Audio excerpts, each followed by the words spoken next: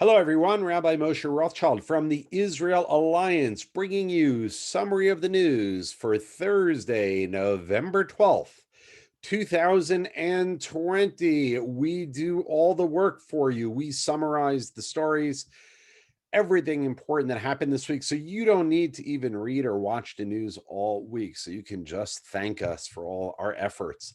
This week in the news, Hamas, the terror group operating and controlling the Gaza Strip, was found recruiting teenagers to stage terror attacks in Judea. And two Palestinian teenagers were arrested and charged with terrorist offenses when it was discovered that they were recruited by Hamas to carry out attacks in southern Israel against Jews and in Jerusalem. Israel got very excited with the announcement of Pfizer with a vaccine with 90% effectiveness against the coronavirus. And Israel congratulated the American pharmaceutical giant on Monday for its results. Israel also requested that Pfizer reserve some of its vaccine doses to be used or to be purchased by the state of Israel for use here in Israel.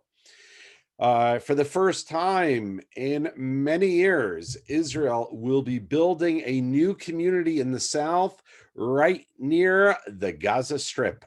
Over 1,000 families have expressed interest in a new town, which could accommodate at least initially some 500 families.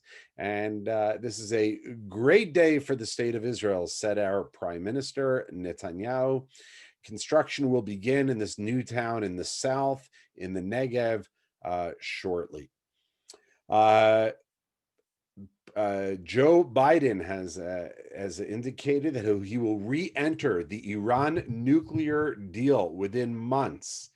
That is, if he is confirmed as the new president of the United States, he will re-enter the Iran deal, which, if you remember, Israel sees as a simple pathway to the bomb for the Iranians, so much so that our Prime Minister Netanyahu, if you remember, he spoke during the Obama administration in Congress.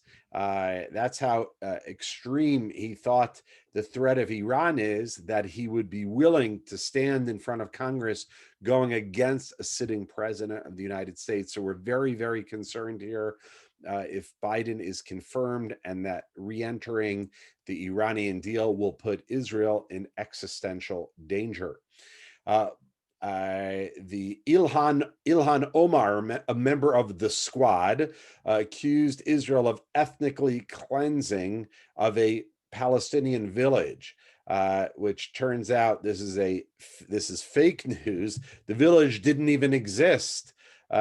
Israel demolished what was revealed to be a temporary Palestinian structure that were built illegally in an army firing range, which she called a village, and said that Israel was ethnically cleansing Palestinians in fake news. Palestinian official Saeb Erekat, who's the former Palestinian negotiator, died this week of coronavirus after, guess what? After receiving medical care in the Hadassah Hospital in Jerusalem, the very same hospital that he helped ban access to for regular Palestinians. So he passed away this week at the age of 65. Now, we should never celebrate anyone's death, but Saeb Erekat, I will say, was a great hater of Israel and did nothing to contribute to peace in this region. The BBC initially scheduled an interview with a Likud member of the Knesset, a member of Israel's government, and the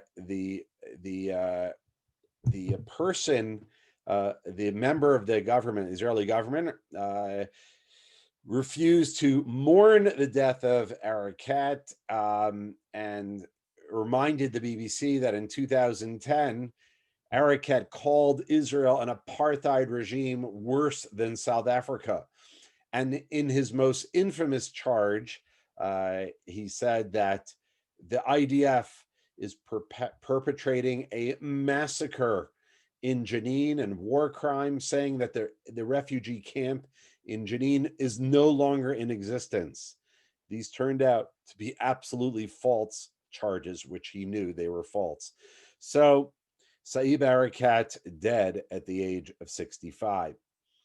It's a date. That's right. Israel begins to export agricultural produce dates to the United Arab Emirates. In this great love fest between Israel and the United Arab Emirates continues this week after receiving official approval from the UAE to export fresh agricultural produce and to the UAE. The first shipment was sent this week to the UAE.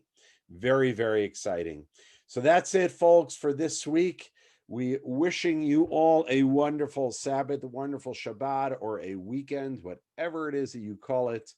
And we are blessing you all from here in the land of Israel. If you would like to be part of helping those who are suffering from COVID in the land of Israel, not necessarily from the disease, but suffering because they're out of work, feel free to go to our website, israelalliance.org/donate, israelalliance.org/donate.